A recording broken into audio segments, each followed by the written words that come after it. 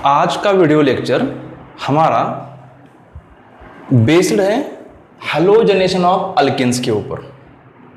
Halogenation of alkane ये point दो units में आता है केमिस्ट्री के। एक तो 11 स्टैंडर्ड से हाइड्रोकार्बन, जिसमें हम देखते हैं रिएक्शंस ऑफ अल्केन में अल्केन्स के हैलोजनेशन कैसा होता है, और 12 स्टैंडर्ड के हैलो अल्केन यूनिट में भी आता है प्रिपरेशन ऑफ हैलो अल्केन्स में। इससे पहले हमने कंप्लीट किया है 5वें वीडियो लेक्चर तक preparation of alkyl halides from alcohols.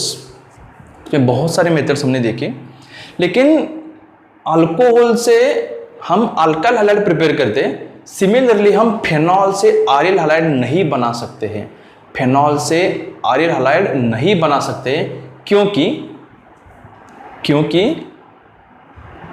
आरिल halides जब हम फेनॉल से बनाते हैं तो होता क्या है, फेनॉल इसमें होता है कि बेंजीन रिंग के sp2 हाइब्रिडाइज्ड कार्बन को OH अटैच होता है। ऑक्सीजन के ऊपर दो लोन पेयर भी है, आपको अभी लोन पेयर के बारे में बहुत कुछ मालूम हुआ है। यहां पे oxygen directly sp2 hybridised carbon को अटैच है। Oxygen is directly attached to sp2 hybridised carbon, इसलिए इसकी स्टेबिलिटी बहुत ज्यादा बनती है क्योंकि इट अंडरगोज रेजोनेंस। जिसके जितने ज्यादा रेजोनेटिंग स्ट्रक्चर्स, उसको हम कैनोनिकल स्ट्रक्चर्स भी बोलते हैं, उसकी उतनी स्टेबिलिटी बढ़ती है, और जितना ज्यादा स्टेबल सब्सटेंस होता है उतना कम रिएक्टिव होता है। अल्कोहल में किसी भी प्रकार से स्टेबल रेजोनेंस नहीं है। यहाँ पे होता क्या है, इन केस ऑफ फेनॉल्स वो ऑक्सीजन के ऊपर का लोन पेयर नीचे आता है, तो यहाँ सिंगल बॉन्ड का डबल बॉन्ड बनता है, ये आगे आगे जाता है। इस तरह फेनॉल के 5 रेजोनेटिंग स्ट्रक्चर आते हैं। More the number of resonating structure more is the stability, और स्टेबल सब्सटेंस रिएक्शन में बहुत कम भाग लेता है। इसलिए अल्कोहल से जैसे हमने अल्काइल हैलाइड्स प्रिपेयर किए, उसी तरह फेनॉल से हम उस मेथड से हम फेनॉल से आरिल हैलाइड नहीं बनाते। हम आज पूरा वीडियो हमारा बेस्ड है हैलोजनेशन ऑफ अल्केन के ऊपर। अल्केन का हैलोजनेशन करके हम अल्काइल हैलाइड्स बनाएंगे, लेकिन ये मेथड प्रेफरेबल मेथड नहीं है। इससे अल्किल हैलाइड प्योर नहीं बन सकते। बहुत दिक्कतें आने वाली है जब प्रोडक्ट्स को हमें सेपरेट करना हो, लेकिन अल्केन के रिएक्शन ऐसे हो सकते हैं। ये इंपॉर्टेंट है in the point of view of reactions of alkane. ये बहुत कम इंपॉर्टेंट है by the point of view of preparation of alkyl halides. आप समझ रहे हो? अगर आप पूरे वीडियोस को देखते हो, पूरे सीरीज को देख रहे हो हैलोजन डेरिवेटिव के, तो आपको ये समझ में आ रहा होगा। हम स्टार्ट करेंगे preparation of alkyl halides from hydrocarbons. हमारा हेडिंग है हैलोजन डेरिवेटिव टॉपिक से, ये सेकंड है, इसमें हम 1 नंबर देंगे। ये सेकंड हेडिंग क्या है, preparation of alkyl halides from hydrocarbon. बहुत सारी बातें मैं शॉर्ट में लिखता हूं अपना समय बचाने के लिए। फ्रॉम हाइड्रोकार्बन्स, इसमें हम 1 नंबर देखेंगे बाय हैलोजनेशन ऑफ अल्केन्स। बस इतना ही आज हम कवर करने वाले हैं। इसमें बहुत सारे स्मॉल पॉइंट्स हैं, बहुत इंपॉर्टेंट है। अल्केन की रिएक्टिविटी हम इसमें देखेंगे, अल्केन कम रिएक्टिव है या फिर ज्यादा रिएक्टिव है, हम सब कुछ इसमें बात करेंगे। Alkanes are also called as paraffins. आपको मालूम है alkanes are also called as paraffins because they are very very less reactive. अब होता क्या है, alkane undergoes substitution reaction. Alkanes undergoes substitution reaction. Substitution reaction क्या है? सब्स्टिट्यूशन, अगर हम अल्केन के बारे में बात करेंगे तो R है अल्काइल और एक हाइड्रोजन। अल्केन से इस हाइड्रोजन को रिप्लेस होना है और उसके बदले इस कंसेप्ट में हैलोजन को इंट्रोड्यूस होना है। फ्लोरीन हो, क्लोरीन हो, ब्रोमीन हो या फिर आयोडीन हो, कौन से रिएक्शन होते हैं हम सब देखने वाले हैं। The hydrogen atom of alkane when replaced by any another group is called as substitution of alkane. अगर हम डेफिनेटली अगर क्लियर कट डेफिनेशन देखेंगे सब्स्टिट्यूशन की, when one atom or group of atom is replaced by or substituted by another atom or group of atom is called as substitution reactions and alkanes undergoes substitution reaction। और अगर हम हालोजेनेशन की बात करें, हालोजेनेशन of alkanes, तो सबसे basic definition क्या है? बेसिक डेफिनेशन, ये अल्केन है RH, इसमें हम हालोजन को ऐड करेंगे, इसके ऊपर हम बहुत सारे कंडीशंस अवेलेबल है, मैं भी लिखूंगा। तो एक तो यूवी लाइट होगी, अल्ट्रावायोलेट लाइट, या फिर हम बहुत हीट करेंगे, या फिर डिफ्यूज्ड सनलाइट होंगे, डिफ्यूज्ड सनलाइट यानी कि बहुत ज़्यादा ऊर्जा देने वाली सनलाइट। X2 के यहाँ X यानी कि क्लोरीन, ब्रोमीन, आयोडीन या फिर फ्लोरीन भी हो सकता है। यहां पे होगा क्या? The hydrogen atom of alkane is replaced by halogen, तो बनेगा H is replaced by halogen, the incoming product is RH और बाय प्रोडक्ट इज HX। ये जनरल रिएक्शन है हालोजन की, बट सभी रिएक्शंस ऐसे नहीं होते हैं। यहाँ पे हम Cl2 ऐड करेंगे, Br2 ऐड करेंगे, I2 ऐड करेंगे या फिर F2 ऐड करेंगे तो RCl, RBr, RI, RF नहीं बनेगा, हर बार नहीं बनेगा, उसकी कंडीशंस अलग अलग है। इसको क्या बोलते हैं? When an hydrogen atom of alkane replaced by halogen it is called halogenation of alkanes. क्या बोलते हैं? हालोजेनेशन ऑफ अल्केन्स। हालोजेनेशन में हम 4 टाइप्स देखेंगे, एक chlorination, bromination, then halogenation and then fluorination also. हम देख चुके हैं alkanes are very very less reactive, alkanes are very very less reactive. अब जब हम अल्केन्स को कम रिएक्टिव क्यों बोलते हैं? अगर हम अल्केन में, ये मत लिखो नोट्स में आपके, RH प्लस हम अगर हम क्लोरीन को ऐड करेंगे तो यहां पे there are 3 types of bond. एक तो ये कार्बन और H के बीच में है, दूसरा कार्बन कार्बन के बीच में हो सकता है अगर alkane greater than 2 carbon atoms. Methane में कार्बन कार्बन के बॉन्ड, कार्बन कार्बन के बीच में बॉन्ड नहीं है, लेकिन इथेन, प्रोपेन, ब्यूटेन हो तो कार्बन कार्बन के बीच में भी बॉन्ड आने वाला है। और there is one more type of bond between chlorine and chlorine. इसमें से सबसे वीक बॉन्ड कौन सा है? तो क्लोरीन क्लोरीन का बॉन्ड सबसे वीक है। ये दोनों बॉन्ड स्ट्रॉन्ग बॉन्ड्स है, इसलिए पहले कौन ब्रेक होगा? तो Cl पहले ब्रेक होगा। इसको बहुत ज्यादा एनर्जी लगेगी ब्रेक होने के लिए, इसलिए इसके लिए हमें यूवी लाइट की जरूरत है। यूवी लाइट नहीं हो तो डिफ्यूज्ड सनलाइट, अगर डिफ्यूज्ड सनलाइट नहीं हो तो एट हाई टेम्परेचर हम बहुत हीट करेंगे, तब जाके अल्केन का अल्किल हैलाइड बनने वाला है। हम अगर चारों को देखेंगे, यानी कि एक तो क्लोरीनेशन हम पहले देखेंगे। क्लोरीनेशन में होगा क्या? There is direct possibility of chlorination, direct chlorination is possible. अगर 11th स्टैंडर्ड के बच्चे वीडियो देख रहे हैं तो उनको बहुत बेसिक की जरूरत है। 12th स्टैंडर्ड के बहुत सारे बच्चों को भी बेसिक की जरूरत होती है, क्योंकि उन्होंने सिर्फ 11th स्टैंडर्ड में पढ़ा है और ऑर्गेनिक केमिस्ट्री वोलेटाइल होती है, बार बार उसको रिवाइज करना पड़ता है। हम यहाँ पे रिवाइज ही करेंगे, पहले 5 मिनट, बाद में मैकेनिज्म्स देखेंगे। When hydrogen atom of alkane replaced by chlorine called as chlorination. अगर हम ब्रोमिनेशन की बात करेंगे तो अल्केन का हाइड्रोजन रिप्लेस होकर ब्रोमीन आने वाला है। Again there is direct bromination is also possible, direct bromination is possible. Br2 को हम ऐड कर सकते हैं। If we are speaking about iodination, तो डायरेक्ट आयोडीनेशन पॉसिबल नहीं है। Direct iodination is not possible. अभी तक तो आप इसको लिख लो, नोट करो। जब हम रिएक्शंस एक एक करके देखते जाएंगे तब यहां पे हम देखेंगे क्यों डायरेक्ट आयोडीनेशन पॉसिबल नहीं है। और फ्लोरीनेशन की अगर हम बात करें, फ्लोरीनेशन की बात करें तो फ्लोरीनेशन प्रेफरेबल रिएक्शन नहीं भी है, और कोई भी साइंटिस्ट, कोई भी लैब फ्लोराइड्स यानी कि बनने वाला तो आरएफ है, इस मेथड से बनाने की साजिश आपको सोचना नहीं देते हैं, क्योंकि हम एक तो ये लिखेंगे डायरेक्ट इज नॉट पॉसिबल।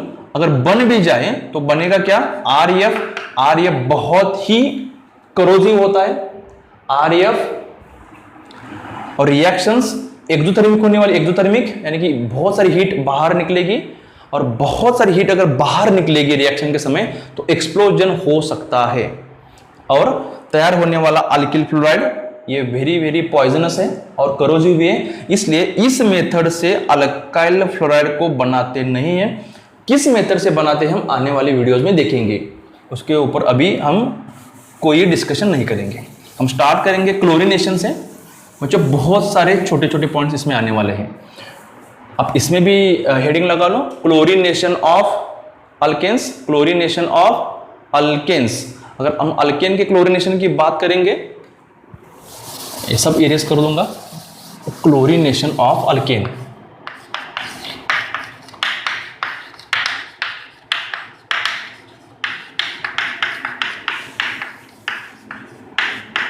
अब जनरल रिएक्शन को नोट ऐसे करो, REH है, कोई भी अल्केन हो, अल्केन प्लस हम क्लोरीन को ऐड करेंगे।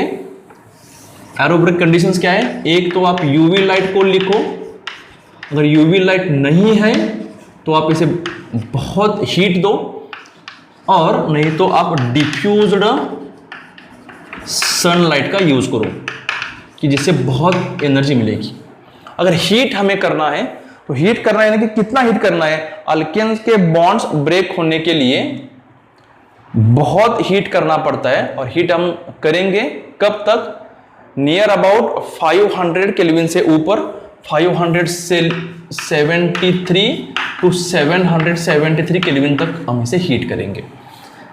हम बहुत सारे रेफरेंस बुक में ये टेम्परेचर आगे पीछे हो सकता है, लेकिन विथ ±5 केल्विन। इसके बाद होने वाला क्या है, H को बाहर जाना है और क्लोरीन को अंदर आना है, hence hydrogen is replaced by chlorine, it is RCl, और बाहर बाय प्रोडक्ट का HCl, it is an alkyl chloride. आप अगर इसका IUPAC नेम्स दोगे तो क्लोरो अल्केन्स, क्या होगा, chloro alkanes. It is the general reaction for chlorination of alkanes. आपको अब होने वाला क्या है, हालोजेनेस की अगर बात करेंगे, हालोजेनेस की बात करेंगे तो कौन सा हालोजन सबसे ज्यादा रिएक्टिव है, ऑर्डर ऑफ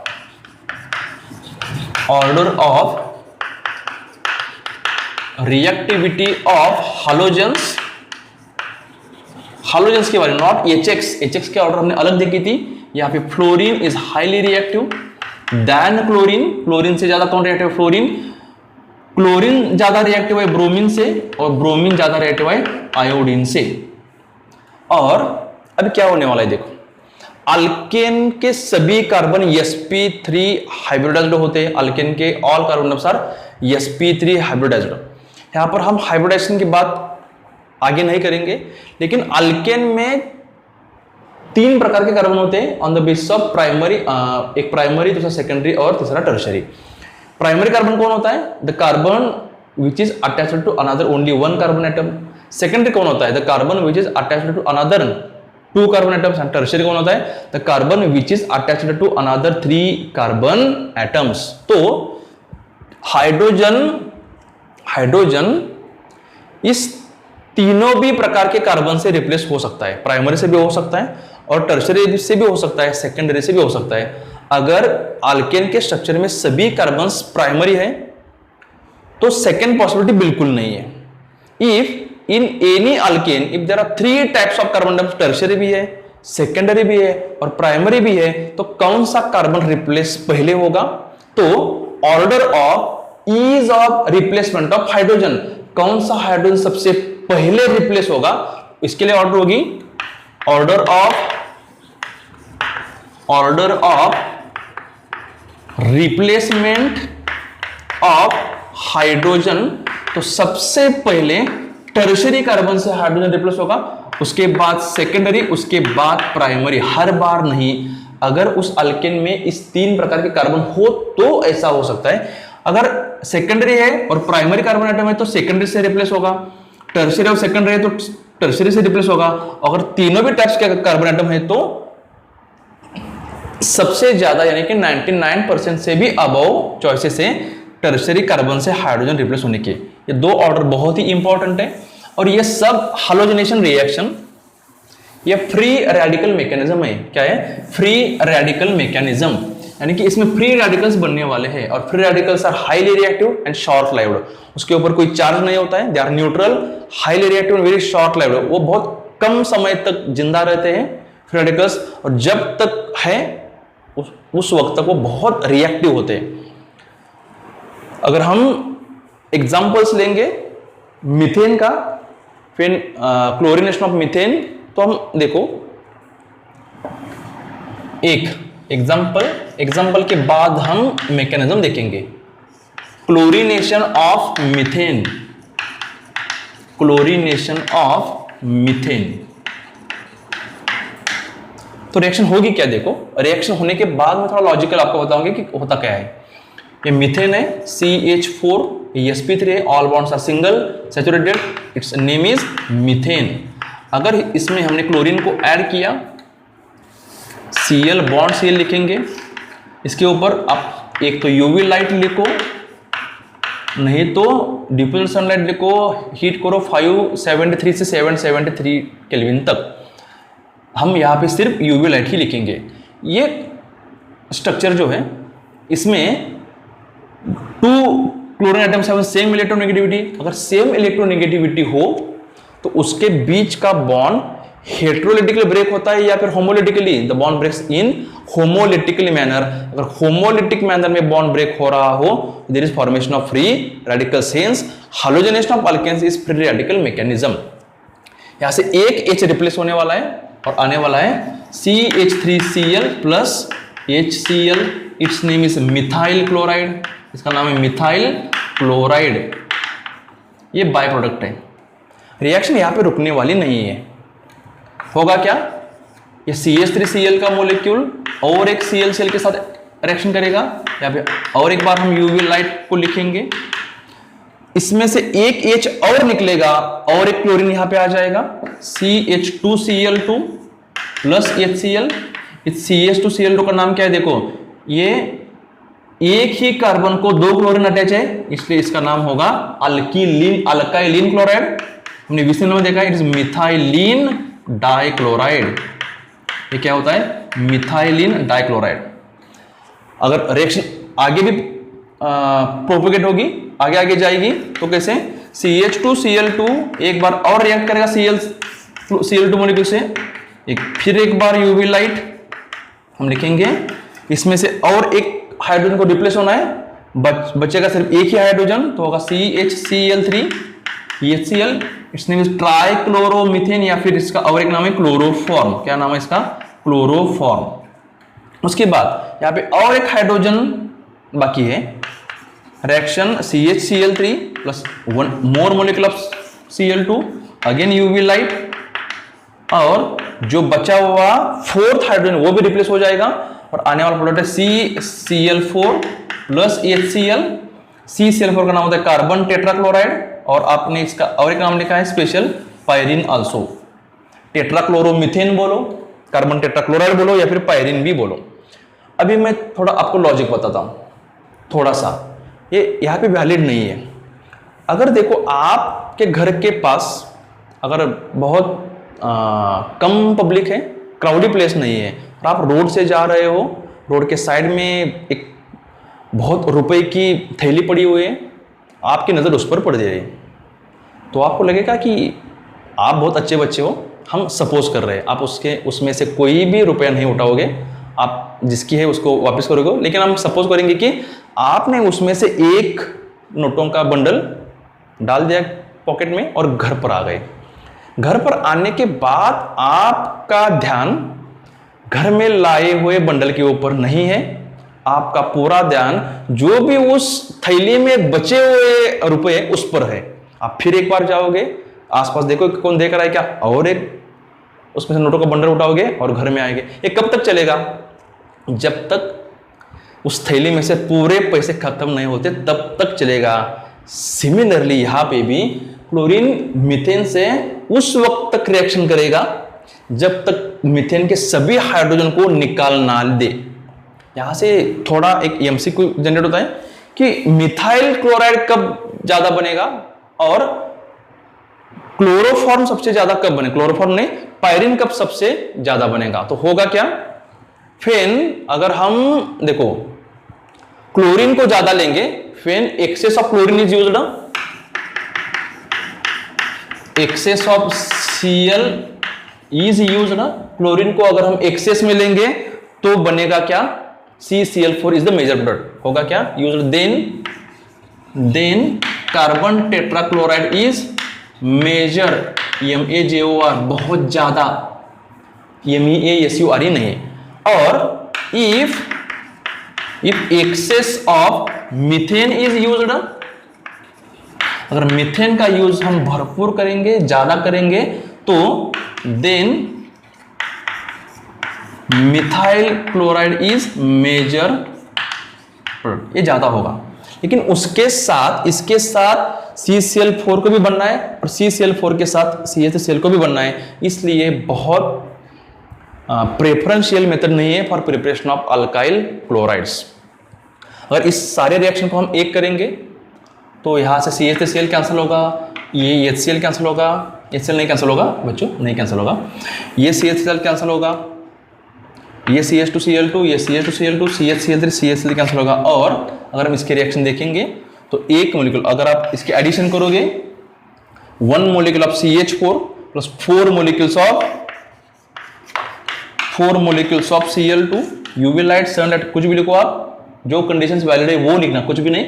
और यहाँ पे बनेगा CCl4, इसके चारों हाइड्रोजन रिप्लेस होंगे और 4 टाइम्स HCl बाहर जाएगा।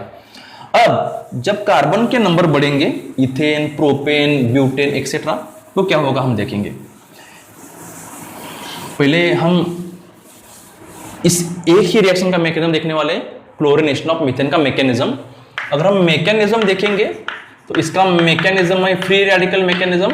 आप जब स्टेट में हो, जिस स्टेट में हो उस स्टेट के CET एग्जाम में ये क्वेश्चन आ सकता है कि halogenation of alkenes follow which type of mechanism, it's a free radical mechanism।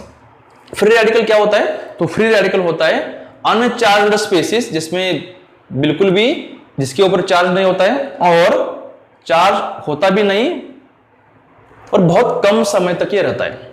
इसमें पहली स्टेप क्या होती है, it's chain initiation step, chain initiation start होना, चेन स्टार्ट होना यानी कि कैसे शुरुआत कैसे होती है, कौन सा बॉन्ड सबसे पहले ब्रेक होता है, CC में से ब्रेक होता है या फिर ClCl में से ब्रेक होता है, कौन सा बॉन्ड पहले ब्रेक होता है हम देखेंगे। हमने 3 बॉन्ड्स देखे हैं, एक कार्बन कार्बन के बीच में देखा है, एक कार्बन हाइड्रोजन के बीच में देखा है और एक क्लोरीन क्लोरीन के बीच में देखा है। हम यहां पे लिखेंगे in free radicals, chlorine free radicals. ये क्लोरीन फ्री रेडिकल मीथेन के मॉलिक्यूल आगे जाना, प्रोसीड कब होगा, जब हम क्लोरीन का फ्री रेडिकल कौन सा भी एक हम लेंगे, मीथेन CH4, इसके साथ इसमें से एक क्लोरीन का फ्री रेडिकल रिएक्शन करेगा Cl डॉट, और ये हाईली रिएक्टिव है, उसको स्टेबल होना है। अगर ये स्टेबल होना चाहता है तो इसमें से एक H को निकाल लेगा, उसके बदले वो खुद आ जाएगा।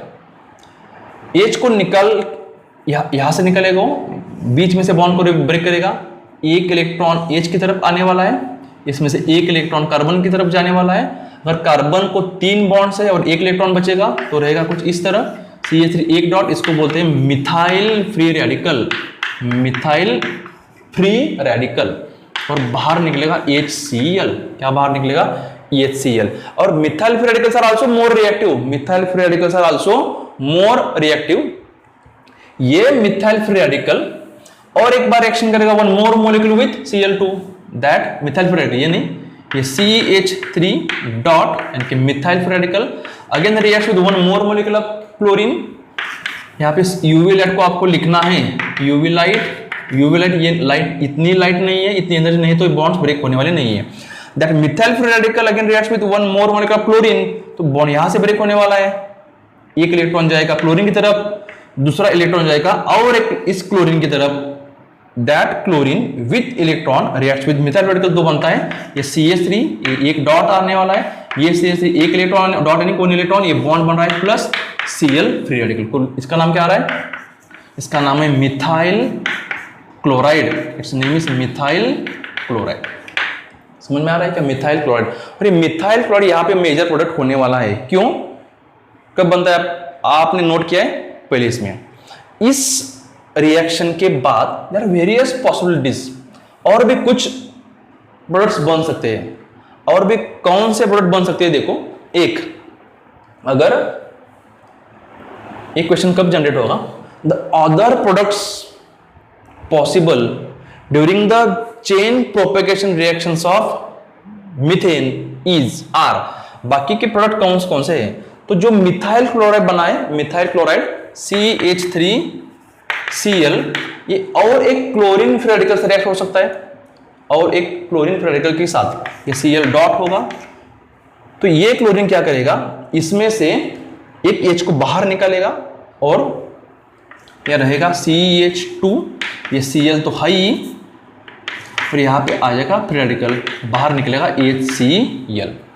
That CH2Cl free radical combines with one more molecule of Cl2, ये बॉन्ड यहां से ब्रेक होने वाला है, एक इलेक्ट्रॉन क्लोरीन की तरफ, इसलिए ये भी इलेक्ट्रॉन क्लोरीन की तरफ, ये फ्री इलेक्ट्रॉन, ये एक फ्री इलेक्ट्रॉन, दोनों आपस में कंबाइन होगा, और CH2 ये Cl है, इसके ऊपर फ्री रेडिकल है, CH2 होगा और बाहर निकलेगा Cl डॉट। ये सब प्रोडक्ट्स हो सकते हैं, ये भी हो सकता है। उसके बाद ये रिएक्शन बढ़ती जाएगी, इसकी रिएक्शन इस तरह से होगी, ये CH2Cl2, फिर वन मोर फ्री रेडिकल, ऐसे बनते बनते आगे वाले स्टेप में CH3 बन सकता है, उसके बाद CCl4 भी बन सकता है, CCl4 भी बन सकता है। लेकिन अगर आपने नोट किया हो तो चेन रुकती कब हुई है? सर चेन, बहुत सारी रिएक्शन के चेन बनने वाली है, तो उसको हम बोलेंगे chain terminating step. Chain terminating step, terminate यानी कि कहीं पे तो जाके रुकना है, हम टर्मिनस बोलते हैं ना, टर्मिनस यानी कि उसका एंड होता है। तो चेन कब रुकती है? एक तो क्या रीजन है, there are 4 possibilities to stop the reaction.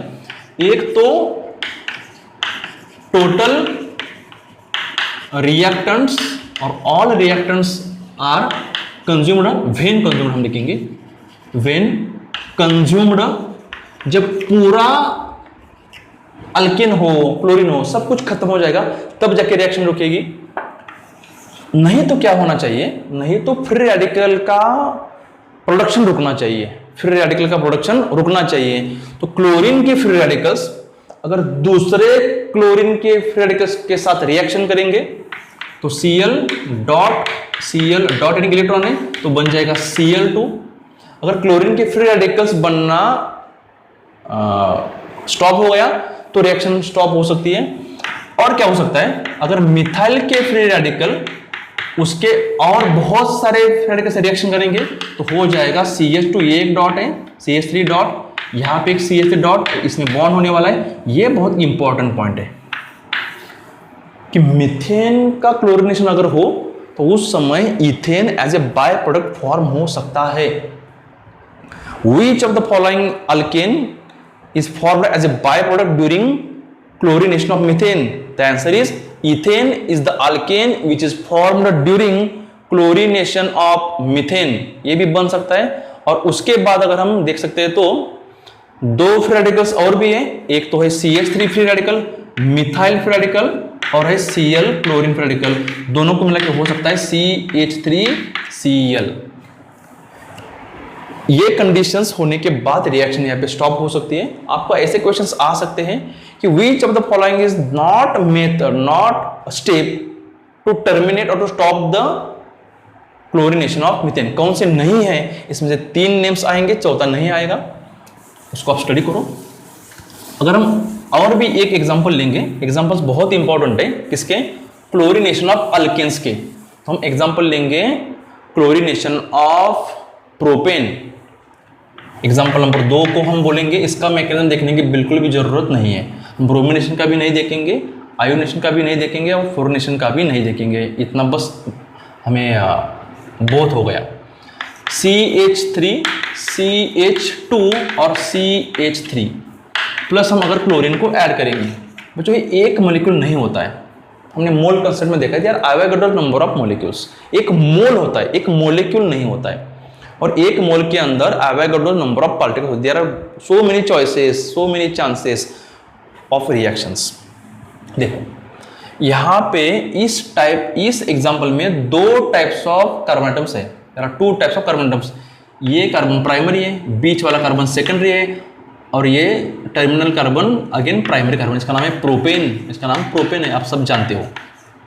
हमने अभी ऑर्डर लिखी थी, order for the ease of replacement of hydrogen, कौन सा हाइड्रोजन रिप्लेस ज्यादा होगा, तो सेकेंडरी हाइड्रोजन रिप्लेस ज्यादा होगा, क्योंकि यहां का इंटरमीडिएट कौन है, कार्बोकैटायन नहीं है, कार्बेनियन नहीं है, तो यहाँ का इंटरमीडिएट है फ्री रेडिकल।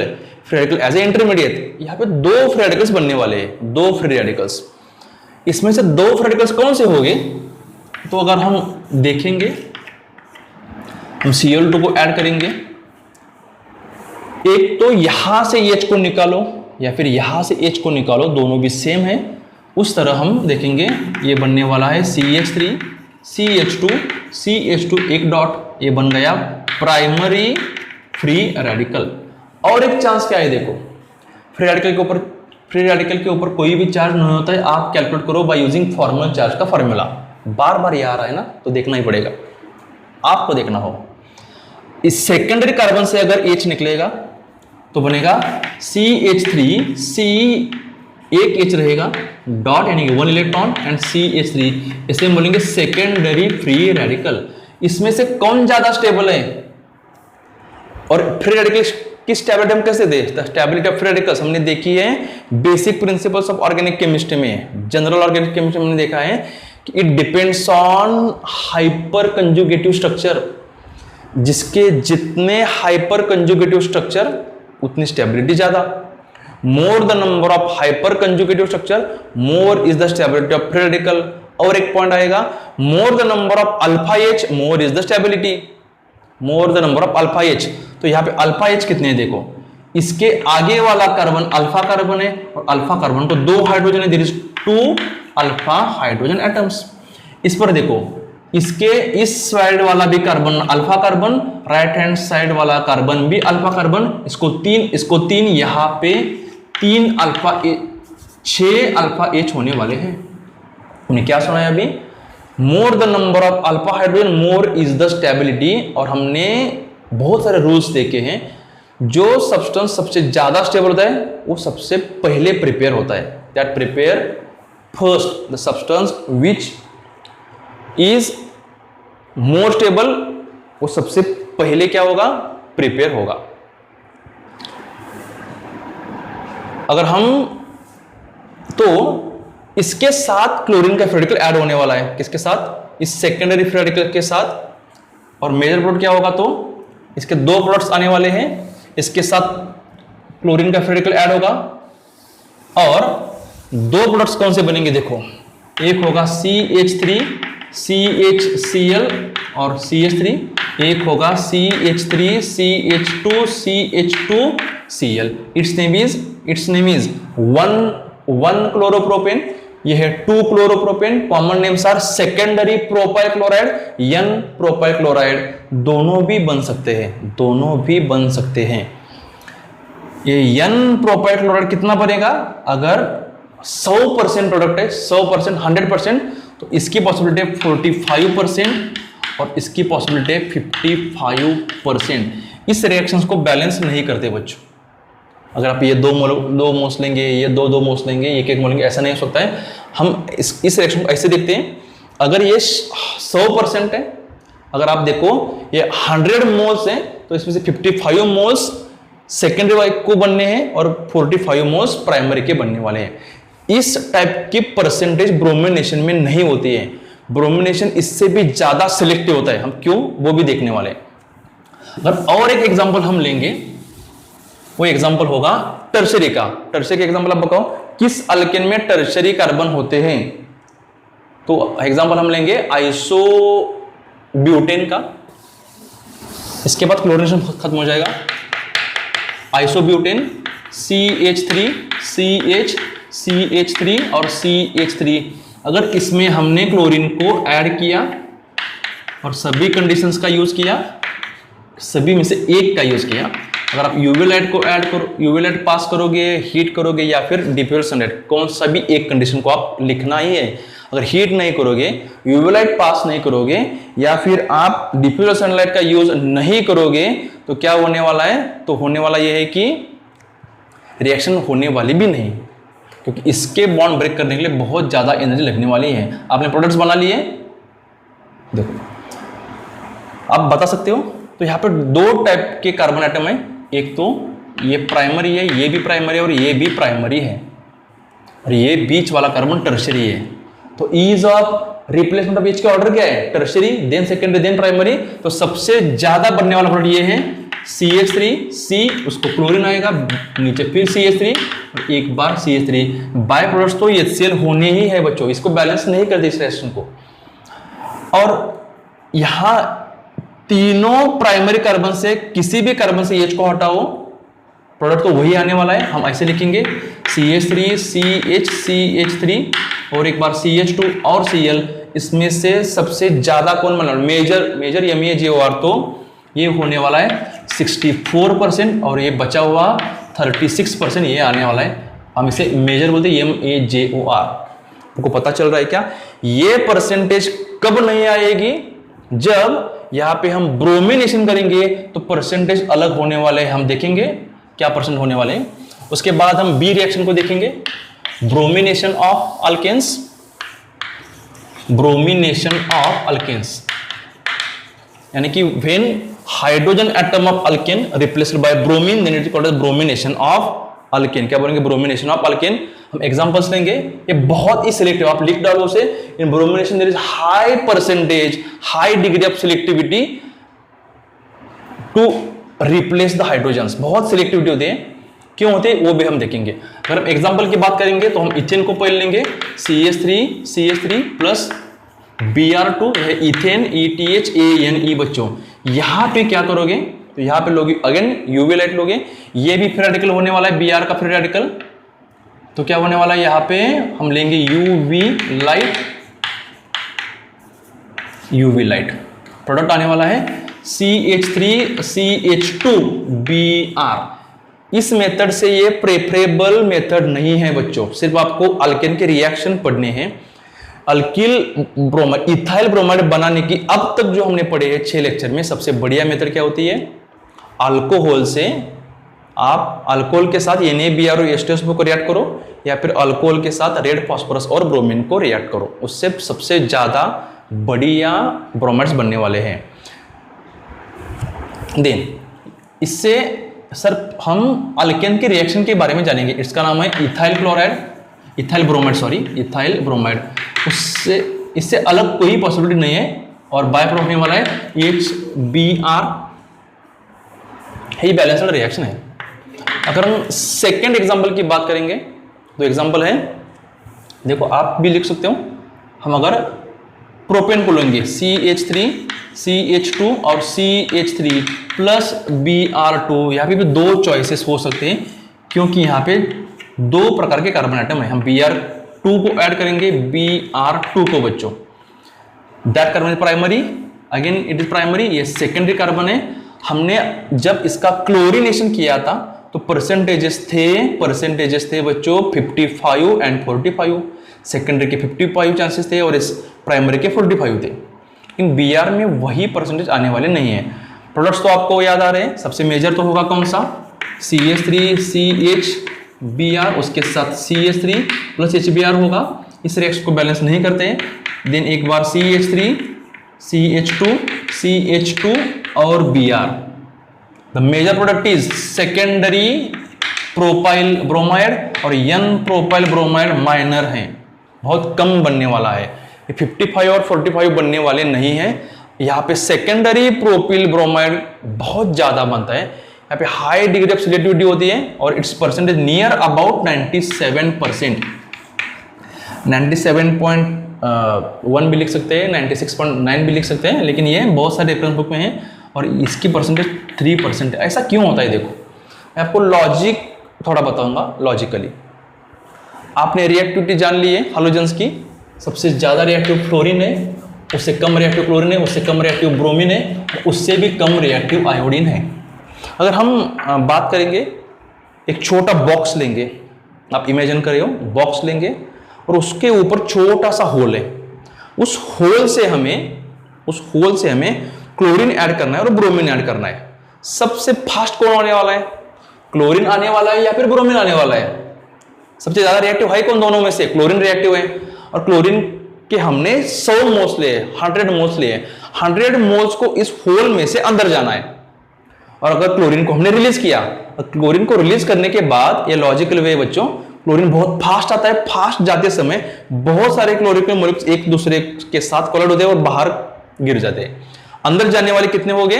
55% क्लोरीन के साथ, बाहर रहने वाले 45% हो गए। लेकिन ब्रोमीन की रिएक्टिविटी स्लो है बच्चों, ब्रोमीन बहुत धीमे धीमे आता है। अगर धीमे धीमे आ रहा है तो बहुत सारा ब्रोमीन अंदर जाएगा, बाहर कौन भी नहीं गिरेगा। बहुत कम ब्रोमीन बाहर गिरने वाला है, और कम कितना है तो 2% है, उससे भी ज्यादा आयोडीन का हो सकता है, बरोबर है ना। ये आप लॉजिकल आपको समझ में आया होगा। तो इसलिए ब्रोमीन में सिलेक्टिविटी बहुत ज्यादा होती है।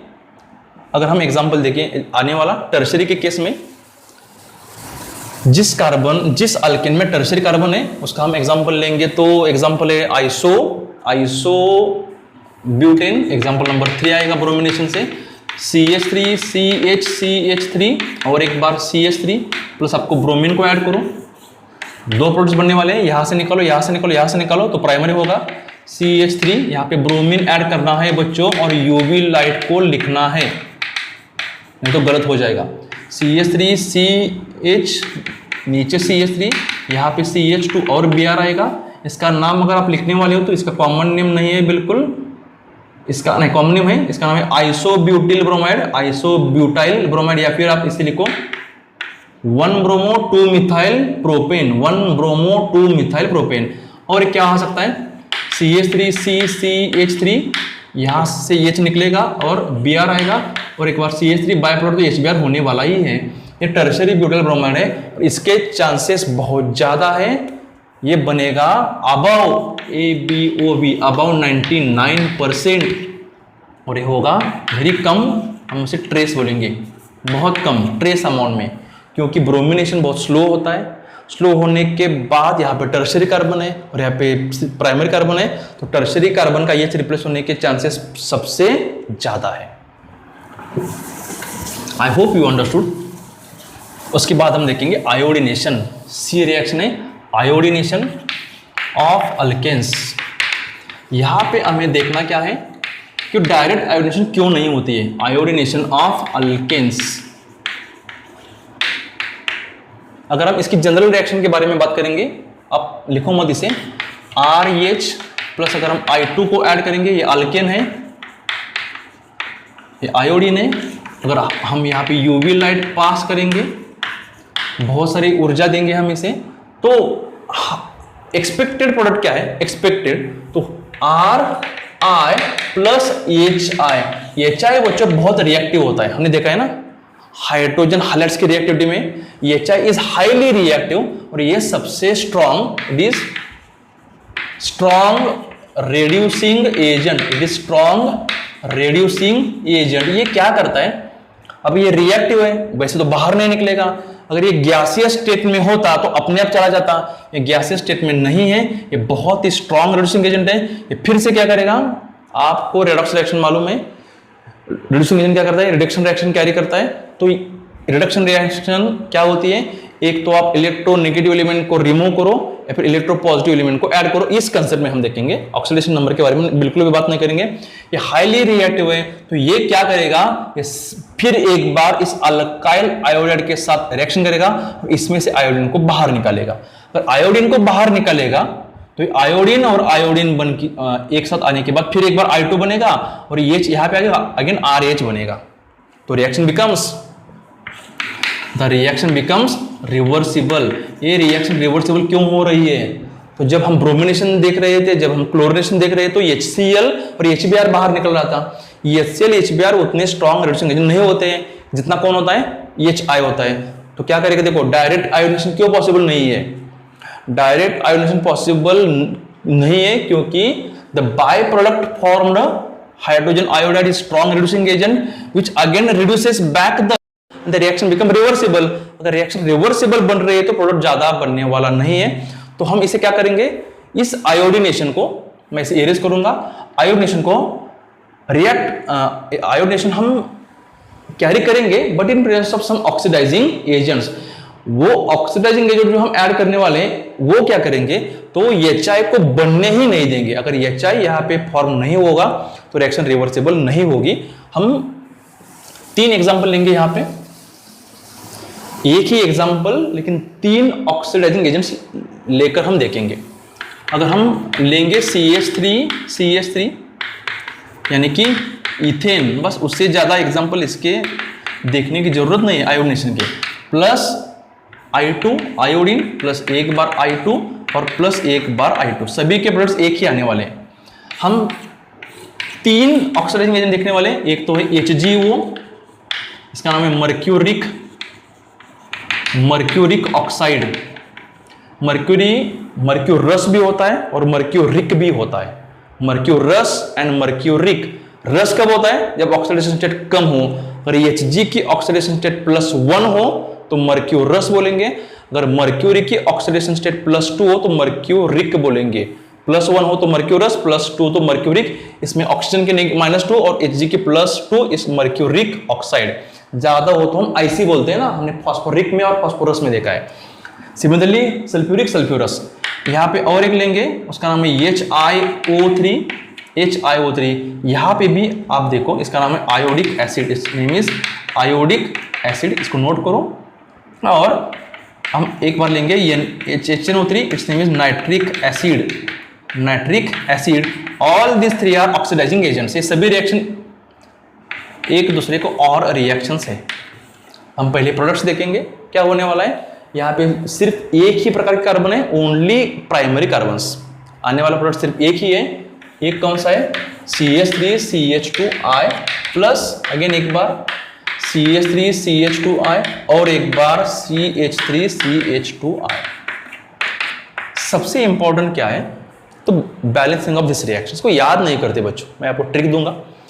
सभी का बाय प्रोडक्ट एक ही है, H2O और H2O। बहुत बार जब हम इनऑर्गेनिक सब्सटेंस को ऐड करते हैं तो H2O बाय प्रोडक्ट होता ही है। उसके साथ बाय प्रोडक्ट कौन से बनने वाले हैं, यहाँ पे देखो एक अलग ही कंपाउंड है। इसमें से कौन सा एटम यहाँ पे नहीं आया है, तो यहाँ पे कौन नया है, मर्क्यूरी इस साइड बिल्कुल भी नहीं लिखी है हमने। तो मर्क्यूरी का एक बाय प्रोडक्ट होगा, उसका नाम है formula HgI2। It's name is mercuric iodide.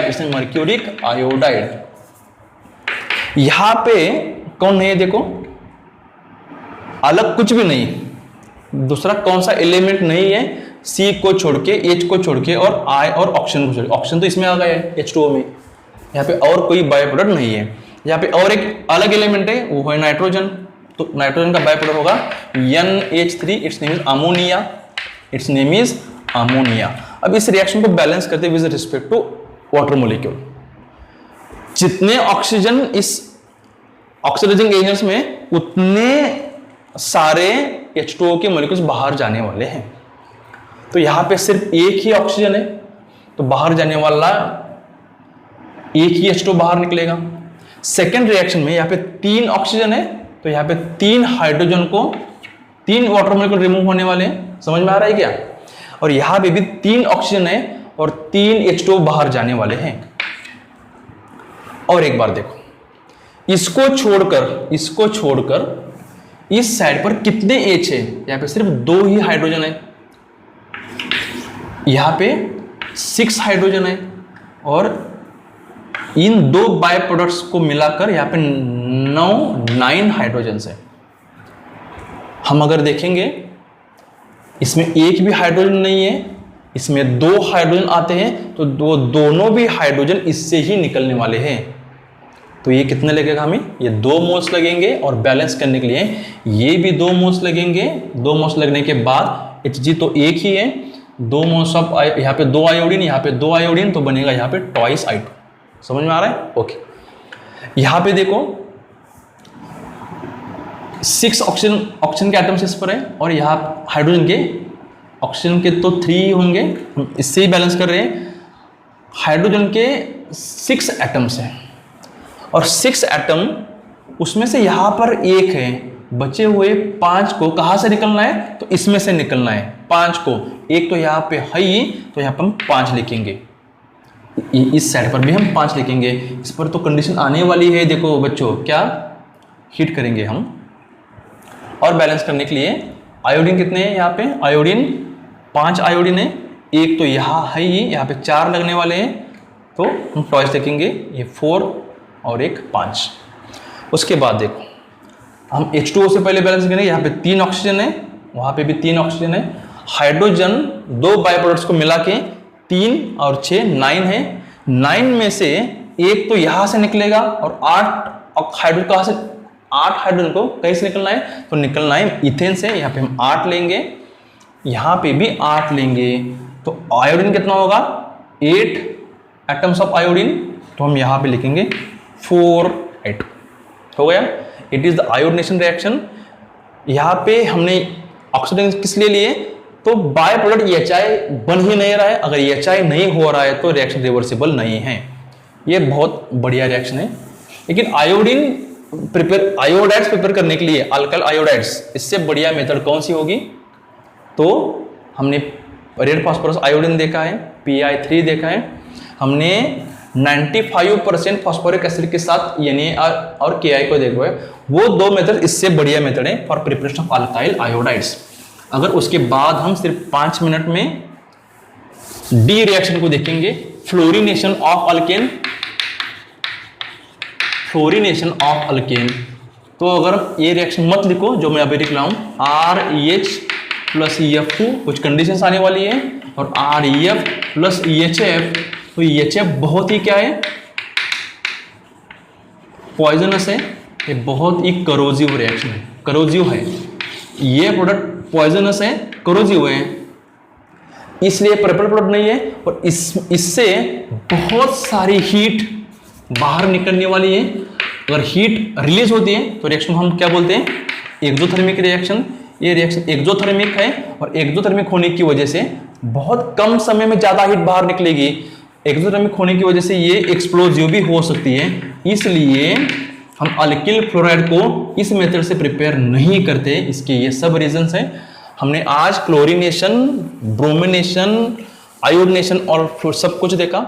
आने वाले लेक्चर में हम देखेंगे preparation of alkyl halides from alkenes. इसमें बहुत मैकेनिज्म अच्छे आने वाले हैं। एक तो है पेरोक्साइड इफेक्ट, और एक है मार्कोनिकॉफ्स रूल, और बहुत सारे एग्जाम्पल हम देखेंगे।